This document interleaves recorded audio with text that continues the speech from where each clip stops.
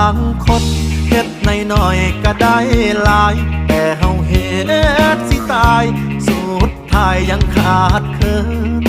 สู้งานหนักทุกวันบ่มานเงิน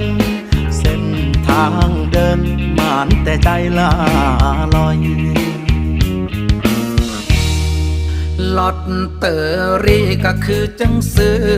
ทุกงวดงานบุญงานบวชกินทานกับไปซอยศาสตร์ก่อนเฮ็ดบาปยังไว้น้อคอยวาสนาคือจังมาขี้หายแท้ให้คิดสาว่าเจ้านายเฮาคือกรรมเก่าให้คิดสาว่ามาใส่หนี้เขาศาสตร์นี้ท่องคำว่าทน